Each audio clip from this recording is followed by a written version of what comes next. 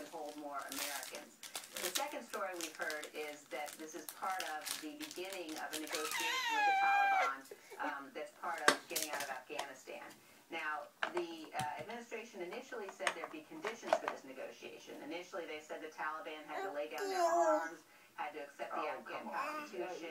You're going to believe that? Come on. Well, and the Taliban has now come out and said no thanks. Yeah. Secretary Clinton subsequently said, well, we didn't really mean those were preconditions, we mean those are objectives. So, you know, however you package this, it is dangerous to the national security of the United States. So we're talking about negotiating with terrorists on the one hand. Now, on the other hand, we have another issue involving Egypt and the president praying about democracy and the Arab Spring. Well, now we know who was elected. People that I predicted would get in power, and that was the Muslim Brotherhood. They were saying that the president prepared for war with Israel.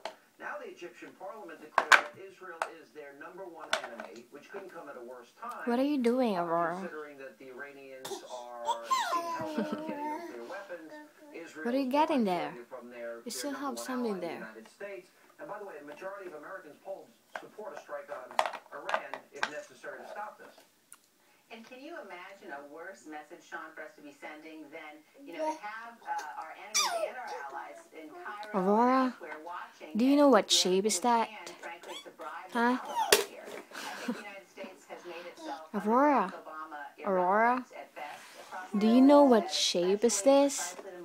Huh? This is triangle. That we're maintaining and securing our interests and the security. You still have in here. You know, as you watch Get the it. earthquake that's happened across that part of the world, and you line that up against an America that's in retreat, Good job. and that's the only way you can describe it. You've got to start wondering about, you know, what that will do long term and even short term to America's interests. We cannot secure our interests if we're in retreat around the world. I can't believe how wrong the president was on the Arab Spring, which is now the Arab winter, and now the Egyptian parliament declares Israel as their #1 enemy. Very, very precarious. Liz, thank you for being with us. We will continue every night right here on this program, including more coming up tonight, to vet the president and do the mainstream. Gotta be careful. Job. Also coming up next, Aurora will join us tonight. Good girl. What Southern Sweet means for the 2012 GOP race, and we're going to vet the president on the issue of energy and the president's energy sector. Don't get frustrated. To European levels. That means $8, $9, $10 a gallon. Now he's, quote, changing his tune. Is this an election year conversion? That and much more coming up. Good going. Good job. This program is brought to you by the Mitsubishi Outlander Sport.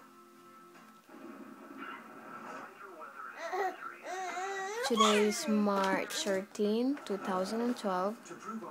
I'm not sure the time, but it's around 5 o'clock p.m. Okay, Aurora. Good time. Good time. Come on. Oh, you need help? Need help? Careful. Careful.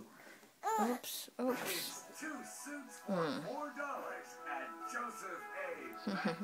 Good job.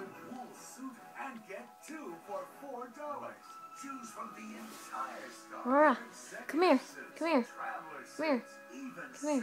Come here. She's walking. I love you. I love you, baby girl.